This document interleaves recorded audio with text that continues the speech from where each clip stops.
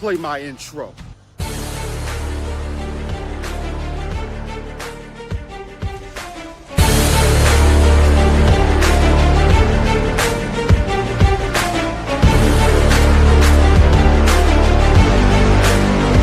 Now it's time for the Robb Johnson Sports Show, presented by Robb Johnson Media and the Legacy Maker Sports Network.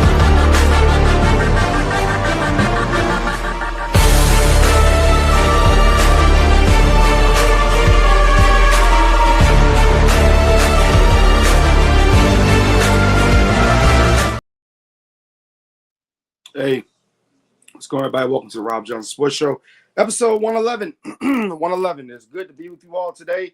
A lot happened over the sports weekend. A lot of good things happened over the sports weekend. We'll get to them now. Let's talk about the UFL. Yes, I know a lot of people have not watched the UFL or are familiar with the UFL and the XFL and things like that.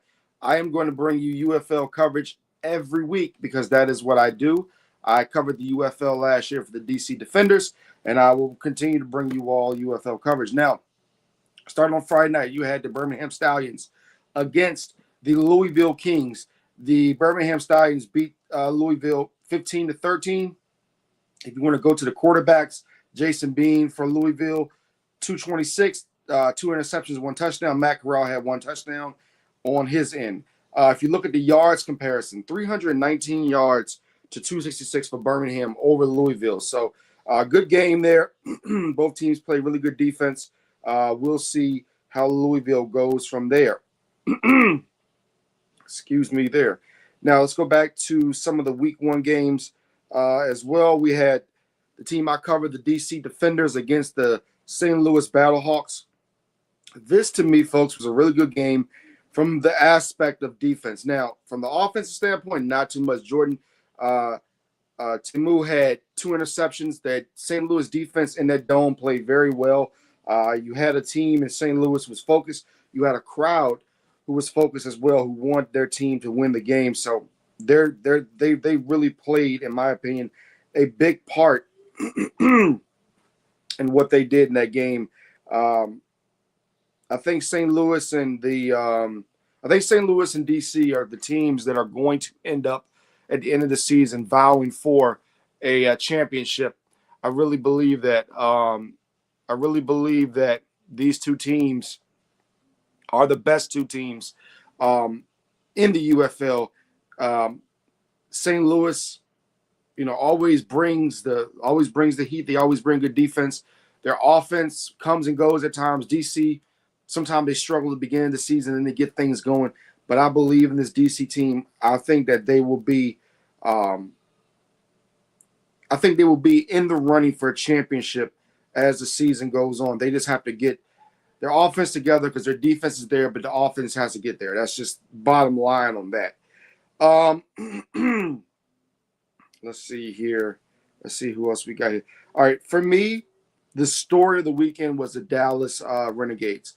I don't know what's happened to the Houston Gamblers, formerly the Houston Roughnecks, but they went 36-17. I was very impressed by Austin Reed, but what he did in this football game. 376 yards, 3 touchdowns, very methodical, did a lot of good things with the football. I feel like when I looked at this offense, this type of offense that Fernando Mendoza is going to end up running in the National Football League. A lot of play action, a lot of short passes, a lot of meticulous passes down the football field. I really liked what Austin Reed did in this game. I really liked what the Dallas Renegades did. Tyler Vaughn, 7 catches, 144 yards in this game for Dallas. They're in Dallas this year for the first time. They were, again, in Arlington, so they used to be the Arlington Renegades. Liked everything that they did. For this game. Now, we go on. Now, we had one more game. We had the Columbus Aviators and the Orlando Storm, 2 teams who I believe Orlando was in the XFL at one time, but now for just being the UFL, this is a expansion team, them and Columbus. Columbus lost this game 23-16. Jake Plummer for the Orlando Storm Not that Jake Plummer, but another Jake Plummer. 240 yards, 1 touchdown. Played a really good game. Elijah Badger, 4 catches for 127 yards. Really good game here from both teams last night in prime time. So enjoy those. As we go to week 2, I will let you guys know who is playing in week 2. Friday, we have DC at Columbus. Saturday, we have Louisville against Orlando. Birmingham, that is a Saturday game. Sunday, we have Birmingham, Houston. That's a 6 o'clock game. Then Tuesday, we have Tuesday night football. We have St. Louis and Dallas.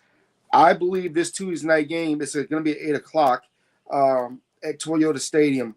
It's going to be a really good game between two teams that I think they're also mentioned St. Louis, but I believe this game will be on FS1. I believe that Dallas will be in the mix. We'll have to see here because this is going to be a tough game.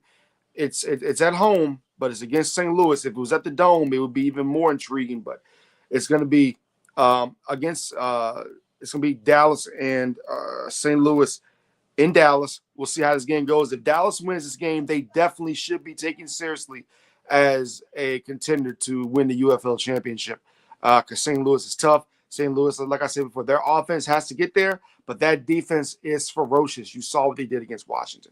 So we'll see how that game goes on that Tuesday. Now, let's talk about the NCAA tournament, folks. Let's talk about what happened last night. Duke had a 15-point lead at the halftime. Duke played one heck of a game, and you got to remember Duke missing out some starters. Duke playing really good basketball at this time. Of course, they had the first round where they struggled against Siena. Then they started to get things going. So you really felt good about Duke and what Duke was doing in the NCAA tournament. You thought that they could beat Connecticut, a UConn team who was really good this season, but have had their struggles. So we go to the second half. We go to the last part of the game, and I will actually pull up the time for you because I want to make sure all of this is completely accurate. So Caden Boozer had a turnover. Looks like Silas DeMay Jr. steals the ball. He gets the ball to Braylon Mullins with 2 seconds to go. And in a prayer, he throws the ball up and he makes it. Connecticut beats Duke 73-72 in a game where I'm telling you right now, you will be talking about this game for the next 50 years. When I'm old and I'm in my 70s and 80s, and I have one of my cousins or somebody's kids come to me and say, "Hey, do you remember this game?" Yes, I remember this game when UConn defeated Duke in the worst way you could lose.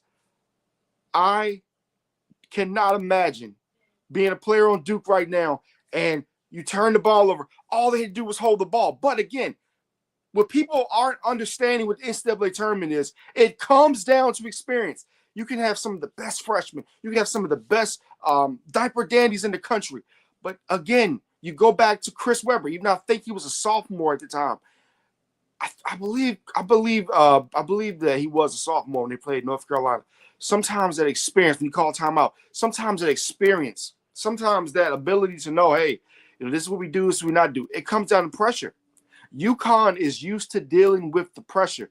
Duke isn't. A lot of their players aren't. These guys are freshmen, really good players, but UConn knew what to do in the moment. That steal, that hill, that 3-point shot near half court, one of the great moments in NCAA basketball history that you will remember for the rest of your life. Now, Duke loses the game. They go home. UConn moves on, trying to add another national championship that they won 2 years ago. Florida won last year. Now, let's go to Tennessee and Michigan. It was a complete ass whooping. It was a complete ass whooping. Let me tell you something. Michigan, I said maybe about 2 months ago. I think it was 2 months ago, 3 months, whatever it was. I said that Michigan had the ability to be the next UNLV. And if you remember the UNLV Running Rebels when they beat Duke for the national championship in the early 90s, yeah, they lost a couple of games. When they got in the tournament, they absolutely kicked everybody's butt. And, folks, I don't think you all understand just how good this Michigan team is, but I felt like during the regular season they got a little bored. Let's take a look at the Michigan Wolverines throughout their NCAA tournament run. They beat Howard 101-80. They beat St. Louis 95-72. That St. Louis team is not a slouch, by the way. That St. Louis team they blew out is a damn good St. Louis team. So them beating them by what, 21 points? No, what was it, 23 points? That's still very big because that is a good St. Louis basketball team. You can ask anybody you want to ask. That is one good St. Louis basketball team. Then they beat Alabama 90-77. Alabama ain't bad. Beat them by 13? Ugh. Then you beat Tennessee 95-62. Tennessee, I think, just ran out of gas. Look, April the 4th, 8:49 p.m. Folks, not kidding when I say this, not using hyperbole. You have the possibility of one of the greatest games in NCAA history. You got Arizona, who's 36-3, and then you got Michigan, who's 35-3. You could possibly have one of the greatest Final Four games you've ever seen in history. These teams are good. They got players up and down the roster. Yes, Arizona is a little deeper, but that Michigan team ain't nothing to slouch on. They ain't nothing to play games with. Now, let me say this. The other game, UConn, Illinois. This game also has the ability to go down to the wire. I like both of these. This Final Four right here, folks, is what you call a legendary Final Four. Now, if we somehow get to me, I think UConn wins, but it wouldn't surprise me if Illinois won as well. Illinois is a really good ball club. It wouldn't shock me if they won. Now, as far as ratings go, as far as what I think would drive the ratings, if you got Michigan, UConn, Arizona, UConn, I think that would really, really bring in the viewers. And I think it's funny too, right? Because we kept talking about, the women and how they've been dominant. Well, where is that at right now? Because right now we're talking about the men.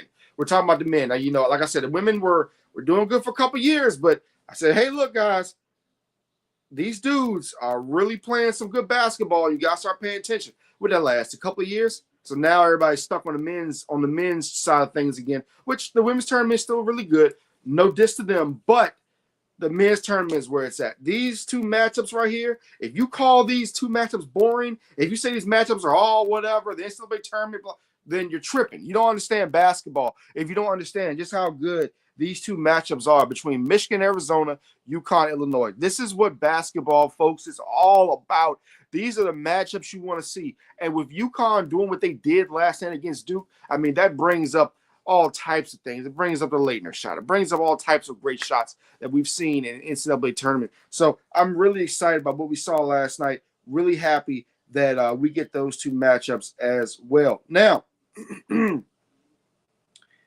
let's go over the weekend. In fact, we're just going to go over the standings. We're going to go over some of the standings already because I think, and I've said this before about Major League Baseball, it is really, really important to start the season off fast. Starting the season off fast is more critical, in my opinion, because, you have 162 games, but those early games, getting those leads are very important. Now, can you hold them? Some teams can't hold them, but it's about getting those tiebreakers early. It's about, getting that momentum early. So we're going to go through the standings for Major League Baseball. Right now in the AL East, the Yankees and Blue Jays are 3-0. Orioles are 2-1. Red Sox 1-2. Rays are 1-2. We go to the NL Central. The Tigers 2-1. Cleveland Guardians 2-2. Royals 1-2. Twins 1-2.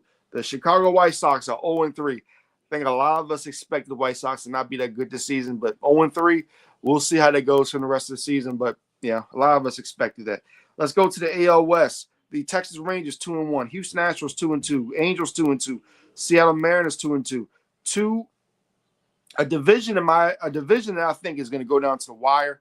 A lot of good teams in that division. I ultimately have the Seattle Mariners winning it, but it's going to be tough. The Athletics, unfortunately, are 0-3 already. Now, let's go to the NL East.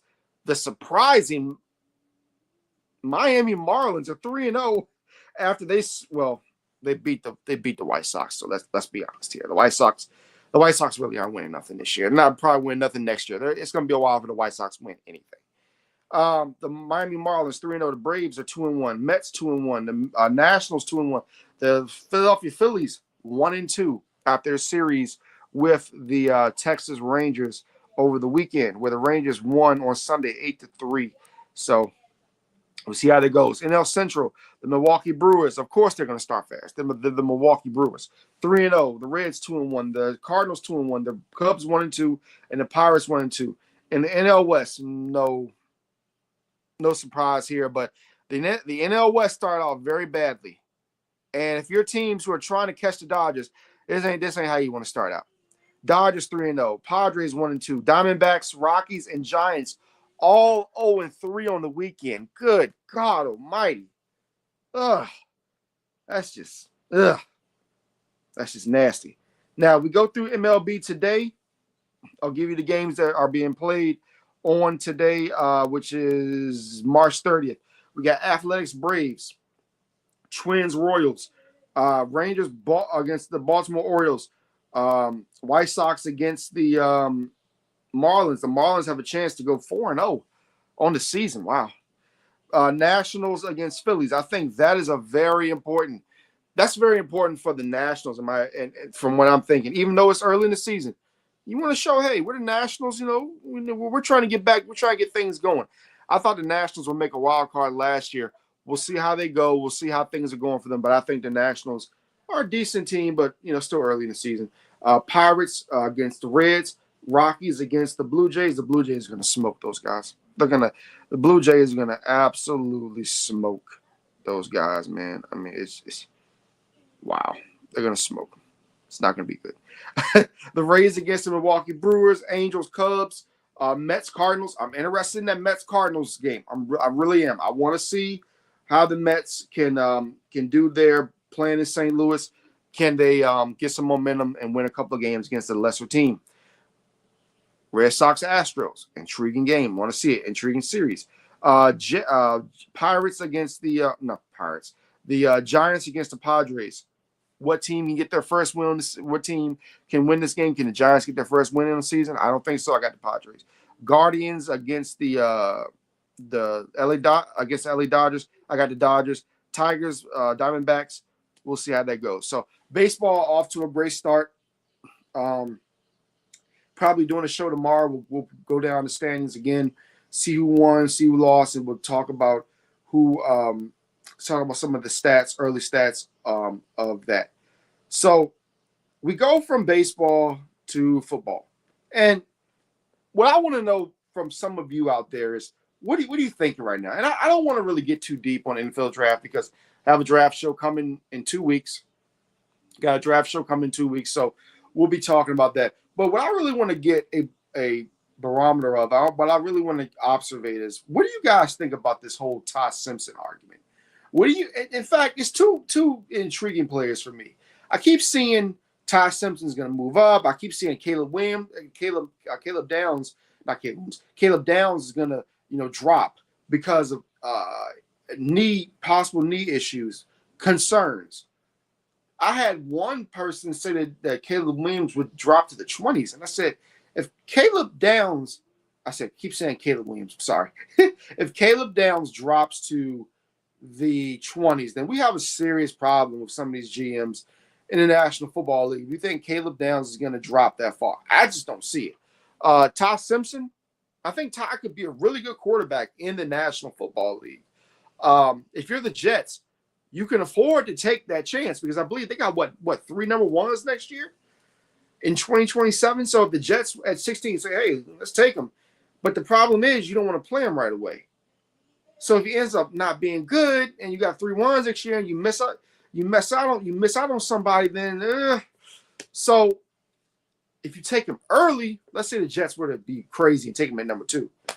And they had to play him right away because at that point you have to play him. You can't just let him sit at number 2. Number 16, or if you got him in the 20s, that'd be different. Do I think Ty Simpson is better than Fernando Mendoza? As Dan Orlowski said, I think there's a possibility he is. There's a possibility he's not, depending on where he goes. Some guys need those weapons around them to really get going. Some guys don't need the weapons around them to really get going. I believe that Ty Simpson's the type of guy that needs the weapons around him. I believe that he has to have some guys, I believe, need the perfect coaching staff. They need the right team around them. Not every player always needs that. Some guys can play with guys who are number twos at wide receiver. They can play with a less than great running back. Um, for Ty Simpson, it's just hard to evaluate, especially the way he started at Alabama and the way he finished the season. He had decent games at Oklahoma, and then we all saw what happened against Indiana. But that's just college. That doesn't always translate to the National Football League. I believe he has a really good, strong arm. I believe he can place the ball in certain spots. He does a good job with the non-routes. Does a good job at the line of scrimmage, post routes, corner routes, slants. I believe he does all those things that you need a quarterback to do, processing information, does all that stuff. But can he come in and be a day one starter? As most said, I think the greatest thing that I ever saw, not the greatest, but one of the greatest things I ever saw was what Kansas City did with Patrick Mahomes. Had him sit the first year. He played a little bit late in the season, but he sat the first year, played the next year, got experience, saw everything that was going on. Alex Smith played the season. I think that would be the great thing for Ty Simpson. I don't believe rushing Ty Simpson in is the best thing to do. Jackson Dart last year, he sat, the first 4 or 5 games, and he played. I believe that a guy like Ty Simpson needs to sit the whole season, and I believe that he needs to come in that next season after getting a full training camp rookie year, get a full training camp his second year, and then his first full year as a starter. And then I believe you can do those type of things. The Jets have especially if you're the Jets. Now, that's why I wouldn't pick him at number 2. I would pick him at 16. But then you run into a dilemma because, you got a lot of good quarterbacks coming out next year, and you don't want to miss out on anybody. But if you have the right structure around him, if you have the right lineage around him, then you can really get Ty Simpson to get locked in for next year. And then you have those 3 number 1 picks. And then guess what you can do? You can bring in a Jeremiah Smith. You already have the established receivers that you have now. You can bring in a good tight end. You can bring in another offensive line with the picks you have next year. So it's all about what they do in between his ears from next year from this year to next year if they pick him up. I personally believe that the Rams would be a great spot for him at 13. Why? Because you still have Matthew Stafford. You can hone him in. You can groom him. You can make sure that he knows and can see how to be a professional. And then next year with Matthew Stafford, with a lot of us expecting him to retire or go to another situation, you can have Ty Simpson at 13, and the Rams have their quarterback for the next 15 years, and they don't miss a beat. Coach McVay doesn't miss a beat. Those receivers are still getting fed. Those running backs are still getting fed. You got a really good team, young team out there in LA. So there are a lot of good possibilities for Ty Simpson and from what I'm thinking. If I'm Ty Simpson, I want to go to the Rams. If you're telling me I got to sit for a year, I want to go to the Rams. I want to have the possibility of winning a championship year 1 and then having such a good team year 2 when I'm there that I've learned so much that I become that guy. I got another chance to win another championship. Because Seattle's going to be there, but losing Kenneth Walker III to me is concerning. Arizona, I don't know what they're doing. Arizona, let me bring that up for Ty Simpson. That could be a bad situation for Ty Simpson. Ty Simpson, if I'm him, I do not want to get drafted by Arizona, not right now. I believe in Arizona the last couple of years, but you know what now? My faith in Arizona has kind of dwindled down a lot. They're starting to remind me of the late 80s, 90s Cardinals who were bad before Jake the Snake Plummer and Pat Tillman, God rest his soul, came into the fold and started to change things. Yeah, I would stay away from Arizona. Now, Caleb Downs, one of the best safeties in the draft. You got a couple of good safeties, safety from Oregon. You got the young man from Toledo. They will definitely be in my top 32 when it comes to NFL draft when I release that in 2 weeks. However, Caleb is the best. Downs is the best player in this draft from what I've evaluated as far as being a safety. He's a top 10 pick, no doubt about it. Now, if he falls to Dallas, if he falls to especially if he falls to the Bengals. If he falls to the Bengals, you got to take him. Your defense has got to improve here some way or somehow. You have nothing else that you really need to do but fix that defense, because it's going to get to the point where Joe Burrow is going to start acting like Carson Palmer, and he's going to either asked to retire or he's going to ask to be traded. So just saying. And if I'm the Raiders, and this time, if I'm the Raiders, I really want to make that. No, not the Raiders. I was going to say the Raiders would make that trade, but no, they're not because they're bringing in Fernando Mendoza. But there are some teams out there who I think really need to pay attention to what the Bengals are doing this year. A lot of teams, even if you've got an established quarterback who's a little bit older, even if you've got a young guy who you believe in, if the Cincinnati Bengals, especially if it doesn't work out with Kyler Murray this year, if I'm the Minnesota Vikings, if you want to keep Justin Jefferson in the fold, you make that reunion happen. Or, I know it's going to sound a little bit out there because we're talking about the NFL draft, but if I'm the Bengals, I'm paying attention to what's going on in Minnesota. Hey, if they're not happy with Justin Jefferson, T. Higgins, man, you can kind of walk out the door. Maybe we can get a Justin Jefferson and get Chase together. We can get Chase and Justin Jefferson. That ain't going to happen. It would be spectacular. Don't get me wrong, especially if you're a Bengals fan. But then you still need defense. So, I guess my whole point of this, folks, is no matter how much offense you have. Did you watch the Super Bowl? I know a lot of you were mad that Seattle won the Super Bowl, but did you watch the Super Bowl? Did you see what the Seattle Seahawks did? Did you see that defensive masterpiece that they put together? Defense matters. And this is what my point is. We're talking about a guy like Caleb Downs. Defense matters. I don't care how many toys you got on offense. If you do not have a defense, if you do not have a man who can anchor your secondary and stop these long passes, because that's been one of the issues with a few teams in the National Football League. You look at teams like Dallas, Cincinnati, a few other teams as well. They can't stop the long pass. You got to get better in your secondary. Your defensive line, yes, is about 60 to 65% of what happens, but that other 35% is very critical with your secondary. You got to have guys who are talented back there who can make things happen. And if you don't have guys back there who can't make things happen, then guess what? You're not going to win football games. Your offense cannot put up 70 points a game. Remember what the Broncos did to the Miami Dolphins? They put up all those points. You're not going to be able to do that every game. The Dolphins put up 70, and they ain't been right since. And the Broncos have been a better football team since. They gave up 70, and since then they become their defensive coordinator. They stuck with the defensive coordinator. They've become a better team. That's how you do things when it comes to that. Now, let's talk about basketball. The games we got tonight. We got the Bulls, Spurs, Wizards against the Lakers. Who else do we have in the National Basketball Association? We got those games. We got the Sixers and the Heat. Why is this such an important game? The Sixers and Miami game in Miami is critical because right now the Heat are 9th in the East. Ever since that Bam Adebayo game, they ain't been doing so hot. Ever since the 83-point game, they ain't been looking so hot. The Philadelphia 76ers are now 7th in the East. They have won 7 out of their last 10. So they've actually been playing some decent basketball. I criticize them a lot, but they've been playing some good ball there. Another critical game in the East, the 6th seed, the Atlanta Hawks play against the 2nd seed, the Boston Celtics. Critical game.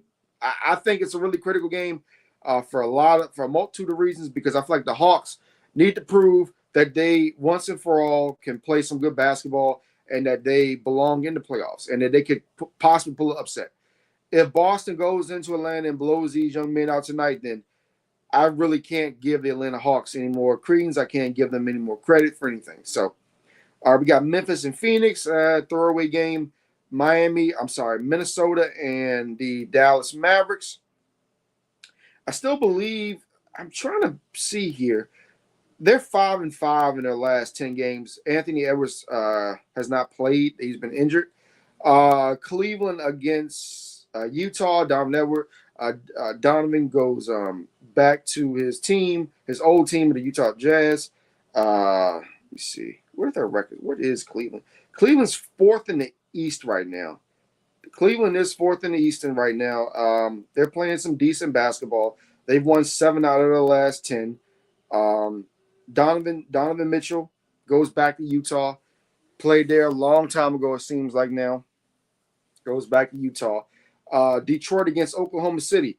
This is a 9:30 game on Peacock. I recommend watching this game. The Detroit Pistons are still first in the East. Pistons have actually won 8 out of their last 10 games. We got Thunder who won 9 9 of their last 10. So we got 2 really good basketball teams on Peacock tonight. Definitely, I will have the iPad up tonight. I'll have the TV on, doing so I can get. We're getting closer to the WrestleMania, so I'll have that on TV. I'll have this game up on Peacock on the iPad. I'll have a few other games up, maybe some hockey games as well. Really big night, really big night in my opinion in sports. I think it's going to be a really good night, and I think you guys should definitely tune in to some basketball to see what's going on. Now let's go to the actual standings of the National Basketball Association. We'll bring those up for you now. So here's the updated playoff picture. Right now we have the top seeds, the Pistons and Celtics. Right now, if the playoffs started today, we would get Knicks, Hawks, Cavaliers, Raptors. The play-in would be the Sixers against the Magic and Heat versus the Hornets. Good matchups there. I like those matchups. Now, in the top seeds of the West, we have the top seeds of the Thunder and the Spurs. If the playoffs started today, we would get the Lakers, Rockets. We would get Nuggets, Timberwolves. The play-in would be the Suns versus the Clippers and the Portland Trail Blazers against the Golden State Warriors. Now, let's go to the conference and let's see if any of these teams have any of a possibility of getting to the play-in. So, the Milwaukee Bucks, the Chicago Bulls, and the so basically in the East right now, the Pacers, the Wizards, Nets, Bulls, and Bucks have all been eliminated. They're like 10 games behind the Hornets. So right now, folks, it's just a battle of who's going to play who. The Sixers are a game and a half outside of the 6th seed, so it's really important for the Hawks to win. But right now, everybody's locked in. There's no questions, no ifs, ands, buts about it.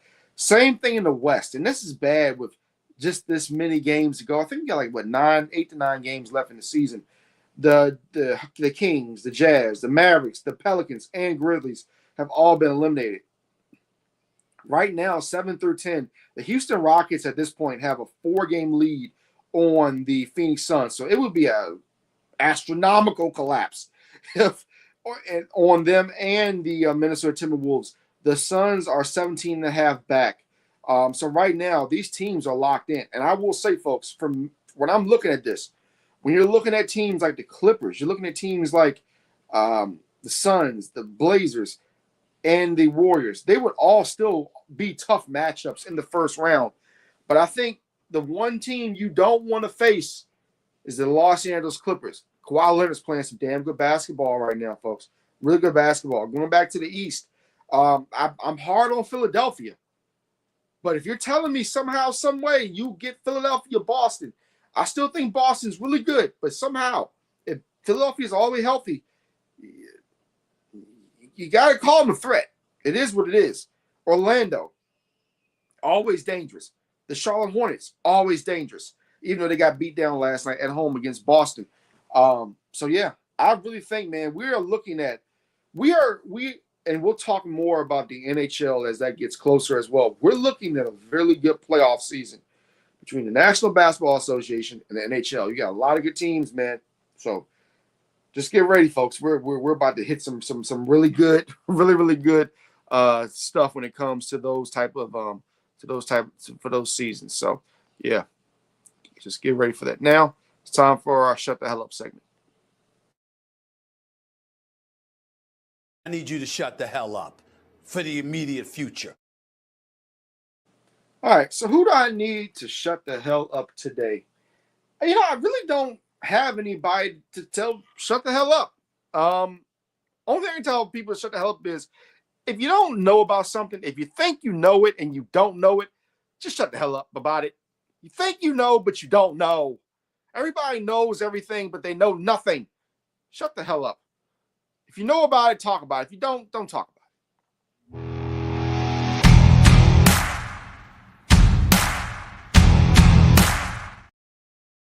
All right, so today, I'm not going to get too deep into tell the world how I feel. The only thing I have to tell the people today is hope everybody has, a good April coming up here. Make sure you're watching the sports. Make sure that you are doing what's right. Make sure that you're living life the best way you can. And man, look, just enjoy life. That's all I can say. That's my tell the world how I feel. Enjoy life. Make sure you're tuning into Rob Johnson Media. Make sure you're tuning into Legacy Maker Sports Network. Make sure you're following me at the nkccnews.com. And that's all I got. Y'all have a good day. I will see y'all tomorrow for episode 112.